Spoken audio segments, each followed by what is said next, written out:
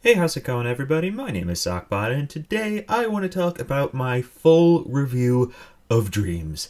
Yes, I know it is still early on, but the entirety of the internet outside of the Dreams community has done it, and done so poorly, might I add. Well, for the most part. So can I. And I'm treating this as a pseudo what is Dreams video because I've been asked by people in real life to talk about that. If you are new here, welcome. My name is SockBot, and I talk about Dreams and other creative video games from the perspective of an amateur game designer, so if that sounds like something that you might be interested in, feel free to like the video and subscribe if you want to see more, but no pressure as always.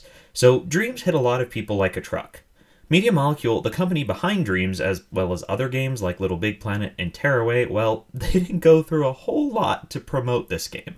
They put enough out there to pique people's interest in the game, but even so, most of these people weren't even quite sure that it was, in fact, a game.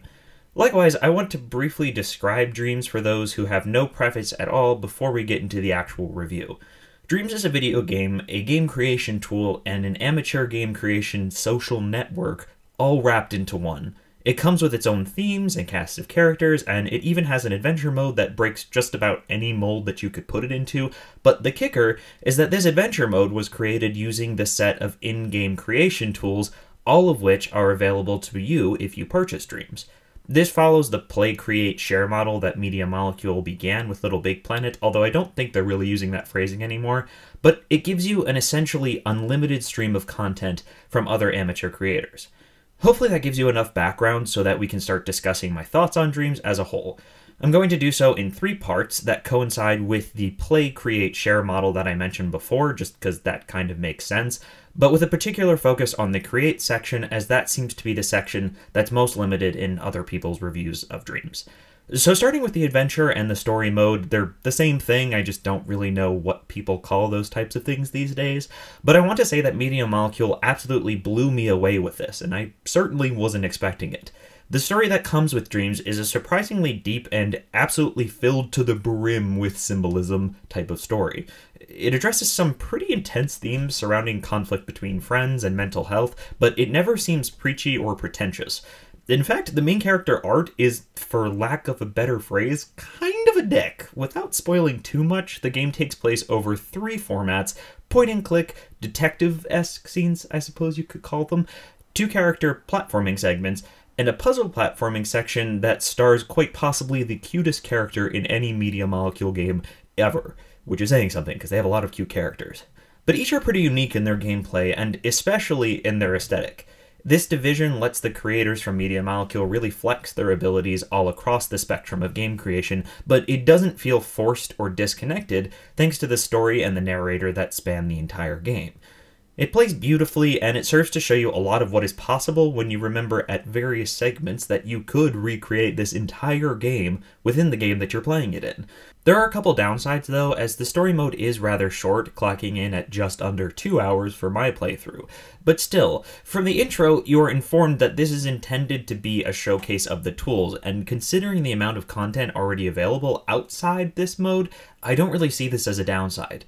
Particularly because even with 3 unique gameplay styles, the story mode doesn't even come close to exploring every possibility within the create mode. A sizable chunk of creators, myself included, have been exploring this creation within Dreams for a little over a year now through beta and early access, and it has been quite a wild ride to this release. Still, I know that I'm not the only one that finds other reviews kind of laughable when discussing this section. The create mode is at the core of what Dreams is, and yet other reviewers lament at how little time they were able to put into it, which is shocking considering how many hours they seem to put into other games, like God of War, which was, I think, like a 30-hour game, but we won't get into that. I'm not going to beat around the bush, and I will say, to agree with them to some extent, that Dreams does have a steep learning curve when it comes to the create mode. For me, this meant that it took between 4 and 5-ish hours of playing around with it to get used to the controls. I found this process incredibly frustrating at the time because I was trying to make videos on it, and unfortunately saying that I don't really know how to play this game yet is not a great look for a YouTuber. The good news is that learning these controls altogether really wasn't that tough, and it's honestly the only learning curve that anyone would need to deal with to start creating within Dreams, because everything else is optional. Dreams has an incredible sculpting system that allows you to create any sort of gaming asset that you can imagine. It also has a deep logic system that I've yet to find limiting in my personal use, though my game designer friend did find a few things that he had to work around. And even further, Dreams has a fully fleshed out animation system with keyframes and frame blending and pretty much everything that you could ask for. The difference here is that all of these systems are completely optional. As a new creator, once you get the hang of the controls, you can jump into creating a game using entirely pre-made assets and come out with an incredibly unique game in the end. These assets come from Media Molecule as well as the community, and if you decide to publish your creations online, the designers of any assets that you decide to use will be credited alongside you as the game designer. It's a great system that plays into the community of Dreams and makes it feel far more social than similar systems from Little Big Planet. But speaking of social, Dreams is a game that more than any other relies on its community. It's an incredibly ambitious game because if the community does not pick it up and run with the idea, Dreams will run out of content incredibly quickly. Again, there's good news here because the community, even only a couple weeks after launch, is absolutely thriving. Heck, it was even thriving a good year before release, like I mentioned earlier, but none of this really matters if they're not making good games. But let me tell you, they most certainly are. Once you finish the story mode, or perhaps before you finish the story mode, you'll notice a handful of other sections within Dream Surfing, which is the portal to playing content within Dreams, and these sections compile impressive games picked by Media Molecule, recent community challenge top contenders, and a handful of other categories that are updated somewhat regularly, where you can find the best of the best Dreams. Already you can find everything from platformers to first-person shooters to interactive storytelling adventures, and that barely scratches the surface of what people have been making within Dreams. And it's all free. I've yet to find a game type that somebody hasn't already attempted within Dreams and had at least some degree of success with, but these categories are just the beginning in Dreams, and whether you jump on auto dream surfing or you decide to search up some horror games, like I certainly have, you're going to have a good time.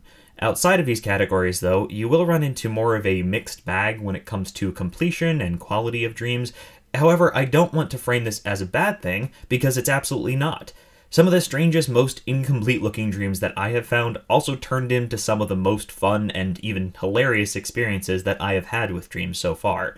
From the trolley Dreams with randomly generated horror scenes to the Dreams created by independent game studios that were formed on Reddit before the game even launched, that actually play better than most indie games on console, there's a huge range of things to play and experience.